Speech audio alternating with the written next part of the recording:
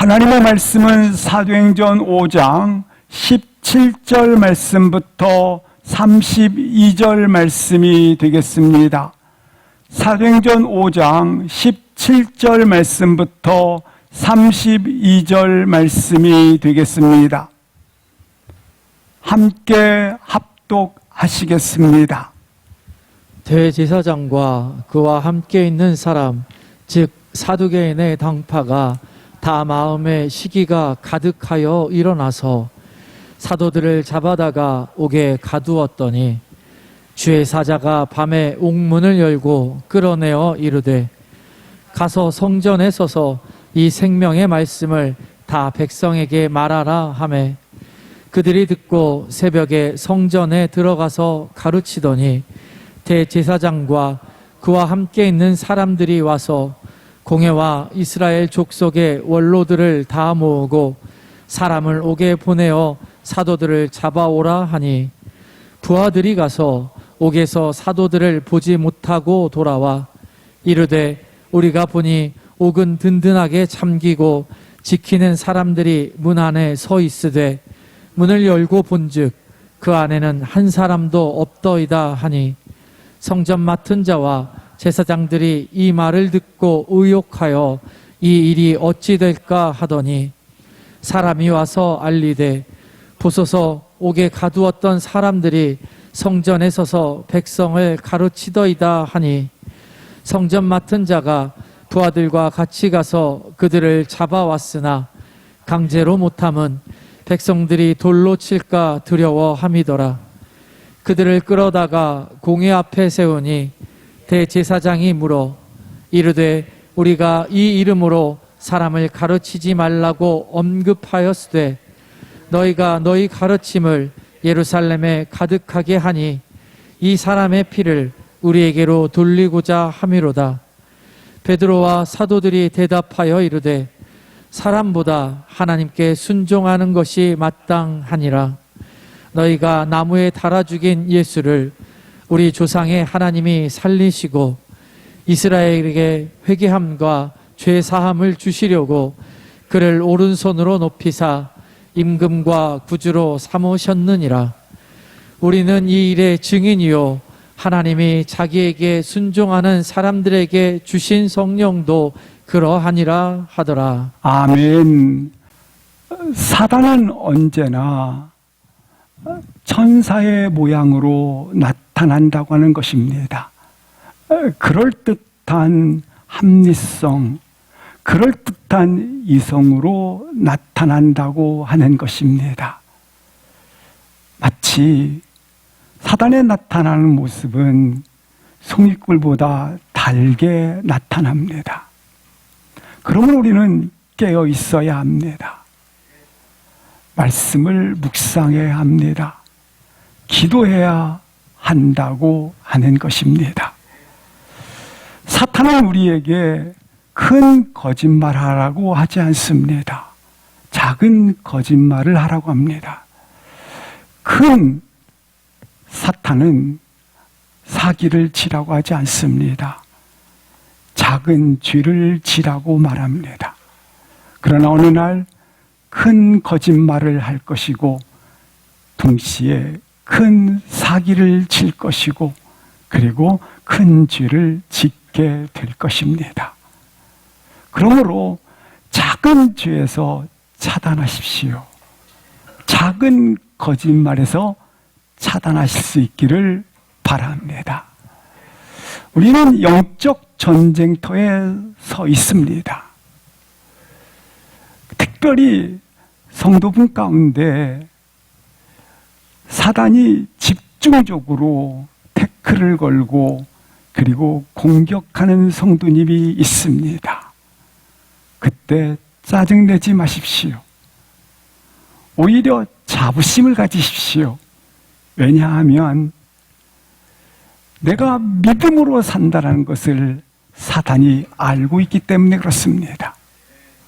내가 영적 파괴력을 가지고 걸어가고 있음을 사단이 알고 있기 때문에 이처럼 태클을 걸고 공격을 집중적으로 한다고 하는 것입니다. 따라서 영적 공격이 심하면 심할수록 침체되지 마시고 성령의 감동으로 생각을 바꾸십시오. 사탄이 날 이 정도로 무서워하는구나. 하나님께서 나와 함께 일하시고 계시구나. 사탄의 공격은 때로는 길게, 때로는 짧게, 사탄의 공격은 강하게, 어떤 때는 약하게 공격을 합니다. 때로는 이 사단의 공격이 우리 가운데 방심한 부분, 약한 부분을 통해 공격해 올 것입니다. 그러나 미리 겁내하지 마십시오. 우리 주님께서 말씀하지 아니하겠습니까? 우리 안에 계신 이는 세상 어떤 것보다 크니라. 우리 안에 계신 하나님이 이미 와 계시고 우리 앞에 계시기 때문에 사단의 어떤 공격에도 두려워하거나 낙심하지 마시기를 바랍니다. 성령이 임한 후에 놀랍게 안전뱅이가 일어나게 됩니다. 그때에 베드로와 사도들에게 이 종교 지도자들은 위협을 가하게 되었습니다. 다시는 예수 이름을 말하지 말라 위협을 가하고 놓아주게 되었습니다.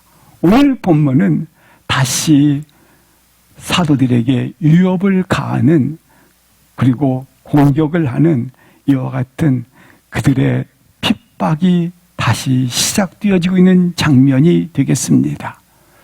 근데 어떻게 다시 핍박이 시작되었는가? 계기가 있습니다. 아나니아와 삽비라 사건입니다. 아나니아와 삽비라는 성령을 속인 지로 인하여 그 자리에서 죽게 되었습니다.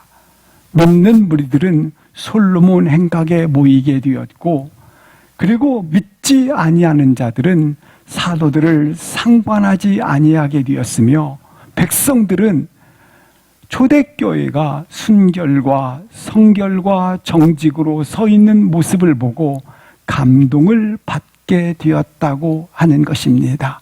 이때 다시 제 두 번째 핍박이 시작되어지는 본문이 오늘 본문이 되겠습니다. 어떻게 핍박이 시작되어지는지 5장 17절 18절을 합독하시겠습니다. 대제사장과 그와 함께 있는 사람, 즉 사두개인의 당파가 다 마음에 시기가 가득하여 일어나서 사도들을 잡았다가 옥에 가두었더니, 사도들의 영적인 영향력은 예루살렘 전체에 확장되어지게 됩니다. 이 놀라운 하나님의 역사를 바라보던 종교 지도자들은 마음에 언짢음을 가지게 되었던 것입니다. 바로 종교 지도자들은 이 불편함 때문에 오늘 본문의 말씀처럼 시기하여 사도들을 옥에 가두었다고 말씀을 하고 있는 것입니다. 먼저 17절 말씀에 보시면 대제사장과 그들 가운데 사두개 당파가 나와 있습니다. 이 당시의 대제사장과 사두개인 종교 지도자들은 성경을 가장 잘 아는 무리들입니다. 뿐만 아니라 이들은 종교 의식에 대해서는 수많은 경험을 하고 있었던 자들입니다. 그런데 오늘 본문에 보니까 그들이 시기가 가득하여 사도들을 옥에 가두었다고 말씀을 하고 있는 것입니다. 이처럼 성경을 잘 아는 자들이요, 그리고 종교의식에 많은 경험을 가진 그들이 왜 이처럼 시기가 가득하여 그들로 하여금 옥에 가두게 되었는가입니다. 사단은 이들의 시기와 교만을 이용하여 초대교회를 이처럼 압박을 가하고 있는 것을 볼 수 있습니다. 이들의 시기심이 가득하여 결국은 사도들을 옥에 가두게 된 것입니다. 사람들은 겉으로는 그럴듯한 말을 합니다. 종교적인 이유를 들어서 그들을 가둘 수밖에 없었다고 말을 합니다. 그리고 이성적으로 합리적으로 말을 함으로 말미암아 그럴 수밖에 없었다고 이렇게 표현을 하게 된다고 하는 것입니다. 우리 주변을 보시기 바랍니다. 누군가를 비판하고 동시에 판단하고 또한 그를 우리가 정죄하는 사람을 보시기 바랍니다. 깊이 들어보면 그렇게 말하는 사람의 내면 속에는 반드시 배후가 있는데 시기하는 마음이 담겨져 있는 것을 볼 수 있습니다. 시기하는 마음이 가득하다고 하는 것입니다. 이 시기하는 마음은 크게 두 가지 때문에 일어납니다. 하나는 자기 이해관계 때문에 일어납니다. 자기의 이해관계에 이익이 끊겼다든지 손해를 보았다든지 자기 이해에 자기가 소외가 되었을 때, 특별히 자기가 소외가 되었다고 느끼게 되면 반드시 그 표현은 아주 그럴듯하게 공격을 한다고 하는 것입니다. 두 번째는 왜 시기심이 오는가 하면 그것은 합리적인 것 같지만 질투 때문에 그러하다고 하는 것입니다. 이 시기와 질투, 하루아침에 존경하던 것들을 빼앗겼습니다. 하루아침에 나를 따르던 사람들이 다른 쪽으로 이동을 해버렸습니다. 내가 가진 것보다 상대방이 더 가지고 있습니다. 나의 실력보다 상대방이 더 탁월하게 됩니다. 나도 모르는 순간 시기심이 내 안에 분을 일으키는 것을 볼 수 있다고 하는 것입니다. 오늘 본문을 보시기 바랍니다. 대제사장과 사두개인들은 최소한 거기에 있는 무리들, 백성들을 40년 이상 가르치고 설교를 했던 자들입니다.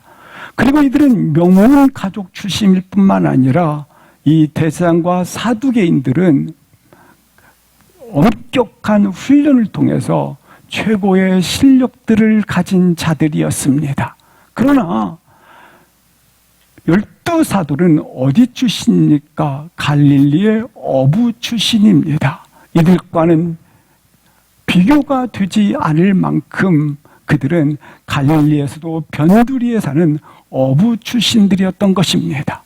그리고 예루살렘에서 40년을 이들이 가르친 것이 아니라 이들은 약 3, 4개월 정도 예루살렘에 머물렀을 뿐입니다. 뿐만 아니라 이들이 설교를 하자 놀랍게 무리들이, 백성들이 3,000명, 설교를 하자 5,000명 회개하고 돌아오는 것입니다. 뿐만 아니라 12사도의 백성들이 그들의 그림자라도 밟아봤으면 좋겠다고 하는 존경심을 가지게 된 것입니다. 하루아침에 존경심이 다 대제사장과 그리고 사두개인들에 있었다고 생각했는데 12사도에게 넘어가 버린 것입니다. 결국 그들 마음속에 자리 잡고 있었던 시기의 마음이 가득해졌다고 하는 것입니다. 사탄은 오늘 또 우리를 공격합니다. 무엇과 무엇으로 공격하느냐? 이와 같이 시기와 질투로 공격을 하는 것입니다. 나의 마음을 사단은 여기 마음의 시기가 가득하니까 어디를 공격하느냐면 마음의 공격을 하는 겁니다. 어떤 마음을 공격하느냐? 내 마음에 시기와 질투를 일으키는 것입니다. 12사도인 제자들도 한편은 좌의정의, 한편은 영의정의 자리에 우리로 서 있게 해달라고 그렇게 질투하는 그들의 모습을 보게 됩니다. 그때 주님께서 하시는 말씀이 나는 이 땅에 섬김을 받으러 온 것이 아니라 섬기러 왔노라 말씀하시면서 으뜸이 되고자 하는 자는 먼저 섬기는 자가 되어야 한다고 말씀을 하십니다. 사탄은 오늘도 우리로 하여금 마음의 시기와 질투를 일으키는 그와 같은 공격을 한다고 하는 것입니다. 왜 그렇다면 질투를 합니까? 비교하기 때문에 그렇습니다. 물건은 분명히 좋다, 나쁘다. 물건은 분명히 이처럼 우리가 판단할 수 있습니다. 그러나 사람은 인격입니다. 사람은 인격이기 때문에 비교의 대상이 아닙니다. 사람은 하나님의 창조의 대상입니다. 창조의 대상이니까 우리 하나님께서 보시기에 심히 좋았더라. 그냥 좋을 뿐입니다. 사람은 비교의 대상이 결코 되지 않습니다. 그러나 비교하기 시작하면 내가 우월하다고 생각하는 순간 교만할 수밖에 없습니다. 교만하게 되면 다른 사람의 이야기를 듣지 않습니다. 언티처러블, 가르쳐지지 않습니다. 왜냐하면 자기만 생각하기 때문에 그렇습니다. 자기가 우월하다고 생각하면 지배하려고 합니다. 자기밖에 없다고 하는 것입니다. 비교해서 자기가 또한 그 사람보다 못하다고 하면 저 사람은 나보다 낫네 하면서 시기심을 가진다고 하는 것입니다. 사단은 여전히 마음을 공격합니다. 무엇과 무엇으로? 시기와 질투로 말입니다. 이 시기심과 같은 말이 열심입니다. 시기심과 열심은 어원이 같고 뿌리가 같다라는 말입니다. 예를 들어서 어머니의 태중에서 나온 자녀가 한 어머니 태중에서 나왔던 것처럼 시기와 열심은 같은 어원을 가지고 있습니다. 다른 말로 말하면 시기심은 열심히 빗나갔다고 하는 것입니다. 열심히 빗나간 상태를 시기심이라고 부르는 것입니다. 예컨대 나는 오늘 나를 위해서 열심인가? 아니면 하나님을 위하여 열심인가? 나는 오늘 사람의 시선 때문에 열심인가? 아니면 하나님께서 나에게 구원을 베풀어 주신 그 감격 때문에 열심인가? 분명히 차이가 있지 않습니까? 그 열심이 어긋났다. 그게 바로 시기심이 되는 것입니다. 이 시기심은 무엇을 우리 마음에 가져옵니까? 분노를 가져옵니다. 가인과 아벨이 시기심으로 그들이 제사를 드렸습니다. 그러자 결국 가인은 그 제사를 받지 않으므로 시기가 가득하여 아벨을 죽였다고 말씀을 하고 있습니다. 이 시기심은 분노로 나아가게 되고 이 분노는 결국 누군가를 죽이고 싶은 마음에 이와 같은 동기들이 일어난다고 하는 것입니다. 그렇습니다. 이 땅의 모든 문제는 실상 시기심과 질투 때문에 일어나고 있는 것을 볼 수 있습니다. 원죄를 보시기 바랍니다. 원죄 자체도 결국 왜 나에게는 하나님처럼 재판할 권이 없습니까? 왜 나에게는 그런 주권성이 없습니까? 비교하다가 추락한 것이 아닙니까? 본문에서 나와 있는 마음의 시기가 가득하여 이 원조는 누굽니까? 마음의 시기가 가득하도록 하는 것이 사단이 아니겠습니까? 사단이 하나님과 비교하여서 왜 나는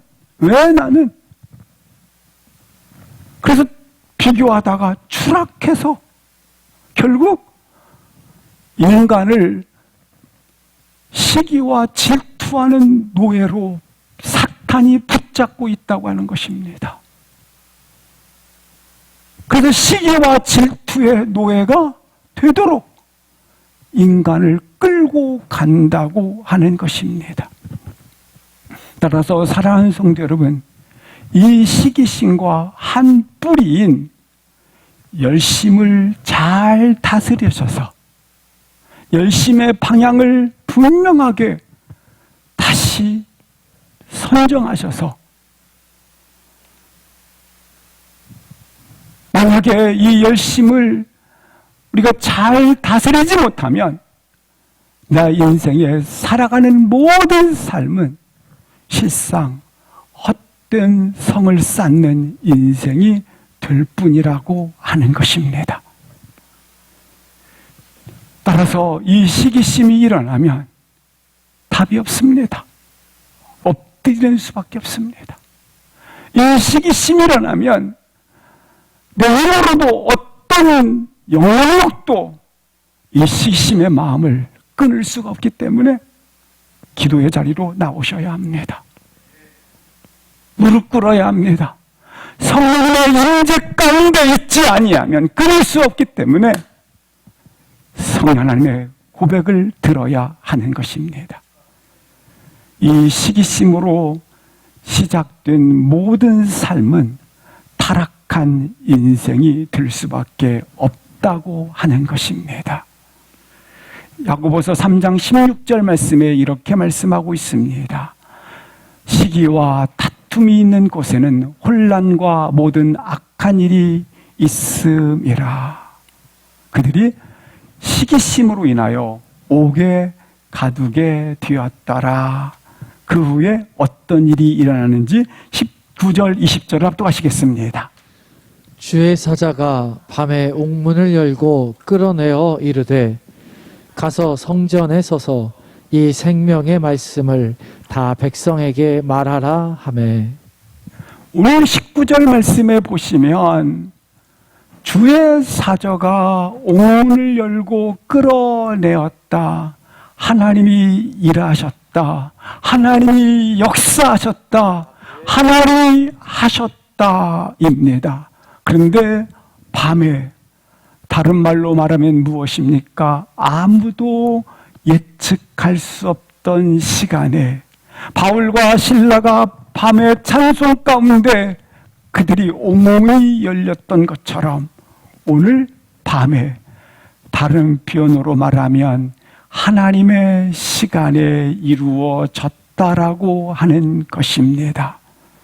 하나님은 하나님의 정확한 시간을 가지십니다. 하나님은 하나님의 때를 가지십니다. 늦지도 아니하고 이르지도 아니하고 정확한 때에 역사하십니다. 예수님께서 정확한 때에 오셨습니다. 이스라엘이 400년의 종살이 가운데 하나님의 때에 정확하게 그들이 구원을 받았습니다. 하나님은 침묵하는 것 같지만 절대로 침묵하지 아니하시고 하나님이 자기 때를 계산하고 계십니다. 그러므로 절망하지 마십시오. 하나님의 때에 반드시 옥문을 여는 역사가 있습니다. 하나님은 반드시 역사하십니다. 조급해하지 마십시오. 믿음을 가지고 인내하는 가운데 기다려야 하는 것입니다. 나아만 장군이 요단 강물에 7번 들어갔을 때에 여리고성이 하나님의 정확한 때 7일째 되던 날에 이처럼 무너지고 치유가 일어나게 되었던 것입니다. 하나님은 결코 주무시지도 졸지도 아니하십니다. 주무시도 졸지도 아니하신다란 이 표현은 하나님은 보고 계시다고 하는 것입니다. 하나님은 눈동자같이 세고 계시다고 하는 것입니다. 따라서 나의 실패를 보고 계시고, 나의 한숨을 듣고 계시고, 나의 눈물을 보고 계시고, 그리고 나의 삶의 고통스러움을 보고 계십니다. 그 하나님은 때가 되면 반드시 오늘 19절 말씀처럼 주의 사자가 역사하십니다. 역전시켜 주십니다. 오늘 본문을 보시기 바랍니다. 20절을 먼저 보여주시겠습니다. 19절, 20절 말씀에 보시면 사도들이 옥문에서 나왔습니다. 그리고 그들은 어디로 갔습니까? 성전에 서서 백성들에게 생명의 말씀을 전하고 있습니다. 그렇지 않습니까? 오늘 본문에. 그런데 종교 지도자들은 이 사도들이 옥문에서 나온 것도 모르고, 그리고 오늘 성전에서 새벽에 백성들에게 생명의 말씀을 전한다는 사실도 모르고 있다고 하는 것입니다. 다른 표현으로 말하면 어둠의 인간은 하나님의 역사하심, 하나님의 일하심, 하나님이 어떻게 일하시는지를 안다 모른다? 모른다고 하는 것입니다. 본문을 보시기 바랍니다. 밤중에 하나님께 이렇게 해서 역사하셨는데 어둠의 인간들, 그들은 종교 지도자들은 하나님이 일하신 이 사건을 전혀 모르고 있다고 하는 것입니다. 사랑하는 성도 여러분, 이들의 영적 무지를 보게 되는 것입니다. 왜입니까? 하나님과 교제가 끊어졌기 때문에 그렇습니다. 하나님의 교제가 끊어지면 하나님의 역사하심, 하나님의 계획하심, 하나님의 뜻을 모른다는 사실입니다.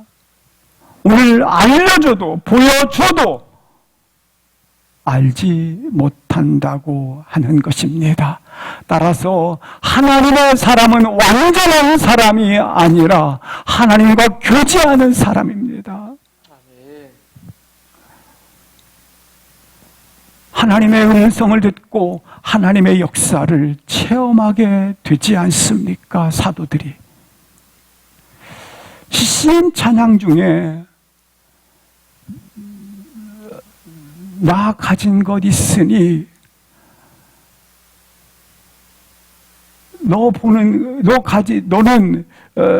난 남이 보지 못하는 것을 보았고, 난 남이 가지지 못한 것을 가졌고, 난 남이 들을 수 없는 것을 듣는다. 그래요.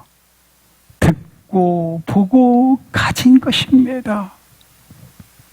하나님의 사람은 세상 사람들이 듣지 못하는 하나님의 계획을 하나님의 사람들은 듣고 보고 가지고 있습니다. 동시에 이 하나님의 계획을 누가 일하십니까? 하나님이 일하시는 손길을 보는 겁니다. 하나님의 사람은 하나님의 계획을 본 자요. 이 하나님의 계획을 보는 자는 동시에 하나님의 일하시는 계획을 이루기 위해서 일하시는 하나님의 손길을 본 자라고 하는 것입니다. 이 일에 참여하는 자 되시기를 주의 이름으로 기도합니다. 분명히 19절에서 옥문에서 나왔습니다. 기적이 일어났다고 하는 것입니다. 그런데 주의 사자가 이렇게 명을 하지 않습니까? 가서 이 생명의 말씀을 다 백성에게 말하라. 그래요. 사람들은 19절에만 초점을 둘 수 있습니다. 야! 옥문에서 나왔다! 말하라. 그러나 하나님의 초점은 이 생명의 말씀을 다 백성에게 뭐하라? 말하라. 여기에 초점이 있다고 하는 것입니다. 왜 기적이 일어났는가? 이유가 있습니다. 이 생명의 말씀을 백성들에게 말하기 위해서. 왜 19절에 이와 같은 역사가 있었는가? 사랑하는 성도 여러분, 실상 우리 모두는 19절 말씀의 기적의 주인공들입니다. 19절은 기적의 주인공들인 우리를 밝히고 있지 않습니까? 이 기적의 주인공은 역시 계속해서 삶의 위기를 만나고 그리고 어려움들을 만날 것입니다. 그럼에도 그때마다 하나님께서 공급하시는 은혜로 살려주시고 일으켜주시고 은혜를 주셔서 붙잡아 주십니다. 그렇게 일으키시고 붙잡고 동시에 함께 하신 이유가 있습니다. 그 이유는 뭐냐? 너희로 가서 생명의 말씀을 말하라고 말입니다.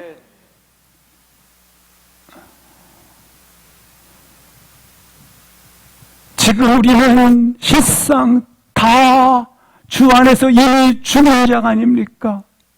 아니, 이 땅을 살아오면서 죽음의 위기들을 얼마나 많이 겪으셨습니까? 따라서 이후에 주어진 시간은 내 시간이 아닙니다. 하나님이 주신 시간이요, 하나님이 주신 선물이요, 하나님이 주신 시간이 되기 때문에 나의 나이는 건강의 나이가 아니라 이 생명을 백성들에게 말하라고 하는 사명의 나이라고 하는 것입니다. 나의 나이는 건강의 나이가 아니요, 하나님 주신 미션, 그것을 너가 하며 걸어가는, 하나님 주신 미션, 그것을 너가 해하며 걸어가는 바로 사명의 나이라고 하는 것입니다. 우리 분명 그와 같이 걸어왔지 않습니까? 죽음의 위기에 내몰렸을 때 하나님 한 번만 살려주십시오. 한나처럼 한 번만, 삼손처럼 하나님 이제까지 내가 잘못 걸어왔습니다. 한 번만. 사업의 부도 위기 가운데 있었을 때에 하나님 한 번만. 내 인생 전부를 드리겠습니다. 하나님 이번에 자녀를 임신시켜 주십시오. 한 번만 허락해 주십시오. 그리하면 내 시간을 전부 헌신하겠습니다. 시간이 지나면 이렇게 변합니다. 잘못됐다라는 거 아니에요. 좋은 의사 선생님 만나갖고, 야, 그때 어렸을 때 내가 힘쓰고 했어서 위기를 돌파했어. 은혜 받고 나면, 축복받고 나면 하나님 하셨습니다. 이러다가 시간이 조금 지나 봐요. 그러면 선생님을 잘 만났지. 내가 땀 흘려 노력해서 사업 위기 극복했어.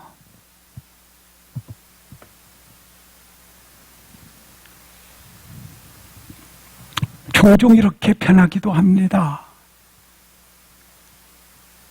그러나 우리가 과거에 그러한 영적 기업들을 다시 한번 기억하셔서 그 영적 기업들을 다시 한번 과거에 하나님과 내가 만났던 그 자리를 기억하셔서 오늘 다시 한번 이 생명의 말씀을 다 백성에게 말하리라고 하는 비전의 나이를 가질 수 있기를 주의 이름으로 기도합니다. 회복되셔야 하고 과거에 하나님의 기업이 우리 가운데 충만히 회복되어지기를 기도하는 것입니다. 이 축복을 받은 것에 대해서 오늘 20절에 나와 있는 사명을 감당하지 않고 있으면 기도를 해도 기도가 터지지 않습니다. 뭘 해도 하나가 막혀 있습니다. 꽁꽁. 마음에 진정한 평화가 오래가지 못합니다. 우리는 축복받았다면 동시에 20절에 사명을 감당하심으로 말미암아 오는 평화와 기쁨이 나를 이끌어갈 수 있기를 주의 이름으로 기도합니다. 여기 본문에 보시면 다 백성에게 말하라고 말씀하고 있습니다. 뭘 말하라고 했습니까? 19절에 주의 사자가 이끌어냈던 것을 말하라는 겁니다. 하나님이 역사했음을 말하라고 하는 것입니다. 왜 말을 해야 합니까? 이 세상은 세상 메시지로 가득 차 있습니다. 이 세상은 세상 메시지로 가득 차 있기 때문에 너는 다른 말 하는 게 아니다.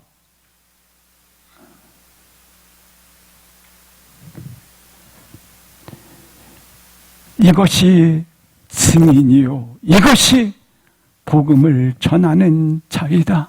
내가 어떻게 도요모에서 풀려났는지, 내가 어떻게 인기의 목마름에서 풀려났는지, 내가 어떻게 사람들의 그 같은 인정욕구에서 풀려났는지를 하나님이 하셨음을 말하라는 거예요.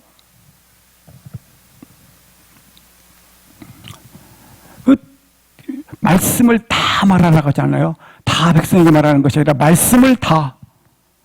우리가 할 수 있으면 창세기부터 요한계시록까지 말씀을 충분하게 읽고, 동시에 오늘 우리는 사도행전을 1년여 동안 강해를 하지 않게 했습니까? 1장부터 28장까지 다 사도행전을 하는 이유는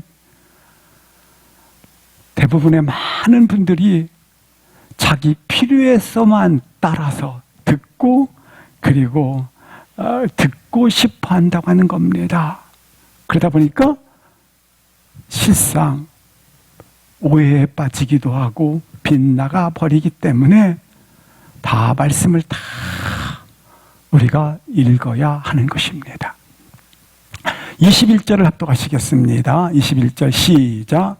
그들이 듣고 새벽에 성전에 들어가서 가르치더니 대제사장과 그와 함께 있는 사람들이 와서 공회와 이스라엘 족속의 원로들을 다 모으고 사람을 오게 보내어 사도들을 잡아오라 하니, 21절에 사도들이 풀려나지 않았습니까? 그리고 하나님의 사자의 명령에 따라서 새벽에 성전에 들어가서 가르쳤다고 말씀하고 있습니다. 여기 새벽은 어찌 보면 성도들이 모이지 않는 시간입니다. 그런데 그들이 가서 가르쳤다고 말씀합니다. 효율성의 문제가 아니라 순종을 말씀하고 있는 것입니다. 네가 순종해서 하나님의 말씀을 내가 어떻게 그와 같은 자리에서 자유케 되었는지, 하나님이 어떻게 역사하셔서 일하셔서 풀려났는지를 말하라. 그래야면 내가 순종하는 그곳에서 말할 때에 자살하려던 사람이 돌이킬 것이고, 욕심 때문에 그가 분노하고 잘못된 길을 갔다가 고치게 될 것이고, 그가 지금 모든 것이 다 끝났다, 전화하던 자리에서 너가 전하는 말에 하나님 말씀이 그를 소망을 갖게 할 것이고, 오랜 동안 병고에 실려 병막 가운데 그 그가 지금 놓여 있지 않느냐, 그런데 믿음이 있느냐 없느냐가 아니라 하나님의 말씀에 순종하는 너를 통해서 그가 치유가 일어날 것이고, 네가 알지 못하는 크고 비밀한 일들이 그에게 일어날 것이므로 너는 가서 가르치라는 겁니다. 누구를 통해서 일어나리라? 순종하는 자를 통해서 말입니다. 따라서 순종은 그들이 듣고 가더니 즉시입니다. 때지만 순종은 순종이 아닐 수 있기 때문에 그렇습니다. 즉시 순종이라고 하는 것입니다. 아브라함이 아침 일찍 단에 오르라 명령했을 때에 그가 아침 새벽 미명에 올랐던 것처럼 순종하는 역사가 있었을 때에 이와 같이 하나님 말씀이 그대로 그들 가운데 임함으로 말미암아 하나님의 기이한 일들이 일어난다고 하는 것입니다. 21절을 계속 보시면 여기 종교 지도자들의 이름이 거론되어 있습니다. 대제사장, 공회, 족속의 원로, 종교 지도자들입니다. 이들이 사람을 옥에 보내어 사도들을 잡아오라고 하고 있습니다. 옥에 보낼 필요가 없지 않습니까? 이미 사도들은 옥에서 나와 성전에서 새벽에 말씀을 가르치고 있지 않습니까? 이처럼 영적 무지에 빠져 있는 하나님의 역사를 알지 못하는 종교 지도자들을 보게 됩니다. 옥에 보내어 사도들을 잡아오라 하고 있습니다. 전혀 무슨 일이 일어나는지 모르는 자들입니다. 우리의 버릇이 그럴 수 있습니다. 우리의 버릇들이 다 이렇게 볼 수 있어요. 나의 버릇은 나의 남편을 바라볼 때, 나의 아내를 바라볼 때, 나의 자녀를 바라볼 때 옛 단점, 옛 기준, 그것을 보고 그 다음날 바라보고 그걸 버릇처럼 똑같이 바라본다는 말입니다. 그러나 하룻밤 사이에 하나님이 일하셔서 위대한 인생으로 그가 탄생되었음을 기대하고 바라보십시오. 기대 안 하시는군요. 아멘. 진짜요. 하나님께서 그 다음날 아침 일어날 때 그 밤중에 역사하셔서 새롭게 태어났구나, 이 눈으로 바라보시기를 바랍니다. 다른 표현으로 말하면 나도 변할 수 있다는 것입니다. 나도 변하기를 사모하시기를 바랍니다. 22절 23절 합독하시겠습니다. 시작. 부하들이 가서 옥에서 사도들을 보지 못하고 돌아와 이르되 우리가 보니 옥은 든든하게 잠기고 지키는 사람들이 문에 서 있으되 문을 열고 본즉 그 안에는 한 사람도 없더이다 하니. 22절 말씀에 보시면 옥에서 사도들을 보지 못하고 돌아왔습니다. 보고를 합니다. 23절 어떻게 보고하는지 보시겠습니다. 든든히 옥은 잠겼고 지키는 자들은 문에 서 있습니다. 그러나 한 사람도 12사도가 이 옥에 없더이다 라고 말씀을 하고 있습니다. 있을 수 없는 일입니다. 상식과 합리성과 이성으로 설명이 안 됩니다. 그런데 사실이라고 하는 것입니다. 설명은 될 수 없는데 사실입니다. 이해할 수 없는데 사실입니다. 천지창조, 하나님이 말씀 한마디로 천지를 창조하시니라. 설명이 안 되지만 사실입니다. 노아 홍수, 죽은 자를 살리셨다. 오병이여, 홍해 갈라지는 것, 여리고성이 무너지는 것, 성을 7째 날 7일간 돌았다고 어찌 가능하겠습니까? 남자를 알지 못하는데 동정녀의 탄생, 안진뱅이가 일어나는 일들, 오늘 본문에 나와 있는 옥문은 든든히 잠겨져 있고, 그리고 문지기가 지키고 있는 경비병이 지키고 있습니다. 절대 나올 수 없다는 것을 표시하는 겁니다. 그런데 설명할 수 없는데 사실입니다. 상식은 이를 거부합니다. 경험은 이를 거부합니다. 합리성은 이를 거부합니다. 이성은 이를 거부합니다. 그러나 사실입니다. 그렇습니다. 사람의 일도 있지만 하나님의 일도 있습니다. 땅의 일만 있는 것이 아니라 하늘의 일이 있는 것입니다. 우리가 이 땅에 사는 것만이 전부가 아닙니다. 아버지가 요한복음 14장에 기록되어 있는 것처럼 내가 너희를 위하여 처소를 예비하는 본향집이 우리 가운데 예비되어 있다고 하는 것입니다. 이는 사실입니다. 이 종교 지도자들의 보고가 있게 되었습니다. 그러자 종교 지도자들은 이 보고를 듣고 나서 24절을 합독하시겠습니다.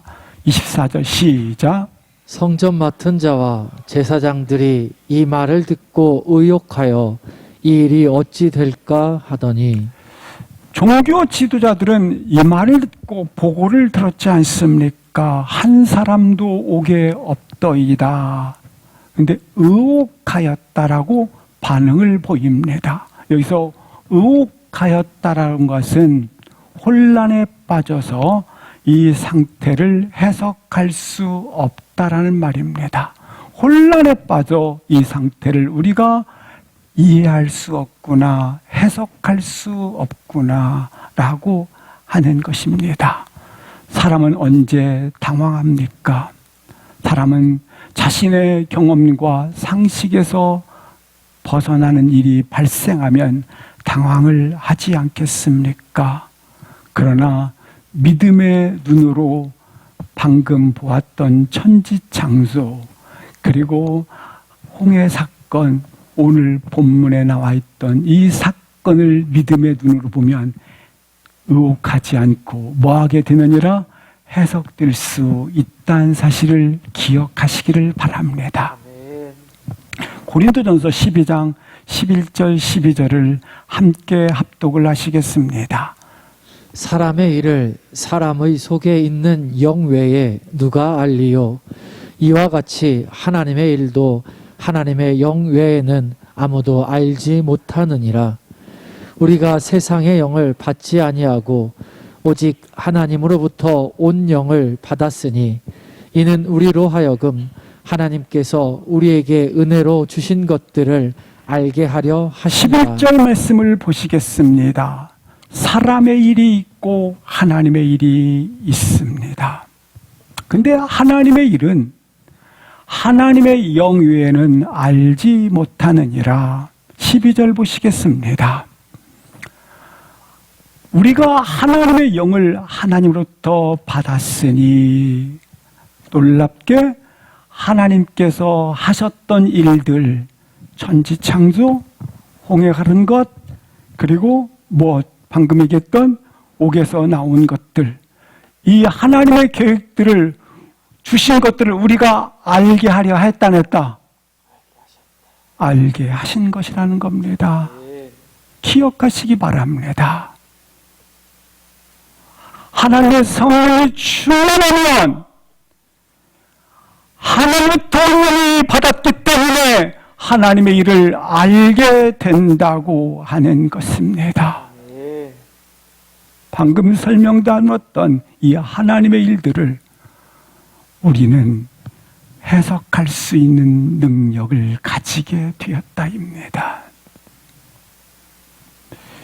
그런데 종교 지도자들은 영적 무지 때문에 알 수가 없게 됩니다. 그래서 어디에 빠졌더라? 혼란에 빠졌더라. 다시 한번 24절을 보시겠습니다. 종교 지도자들은 첫 번째 반응 의혹하여 있고 두 번째 반응 이 일이 어찌 될까 하더니라고 말씀하고 있습니다. 종교 지도자들은 이 사건이 파장을 크게 일으켜서 예루살렘 전체에 소문이 날까 걱정했다라는 말입니다. 복잡해졌다라는 것입니다. 종교 지도자들은 분명히 이와 같은 영적 파급력, 예루살렘에게 전 지역에 확산되어지는 소문이 있어서는 안 되기 때문에 결국 제자들을 사도들을 어떻게 했습니까? 옥에 축소시키기 위해서 그들을 감옥에 집어넣습니다. 그런데 생각지도 않게 하나님이 역사하셔서 옥에서 나왔지 않습니까?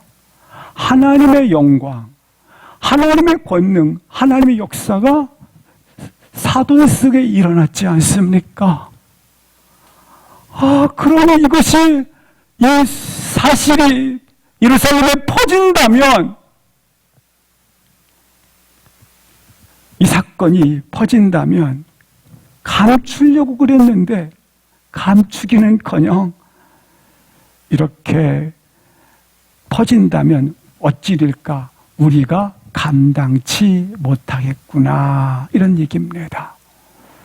여기서 우리가 보는 것 한 가지가 있습니다. 여전히 종교 지도자들은 항상 사람의 민심만 살폈지 하나님의 뜻을 가지지 못한 것을 볼 수 있습니다. 사람들이 어떻게 생각했지? 26절을 합독하시겠습니다.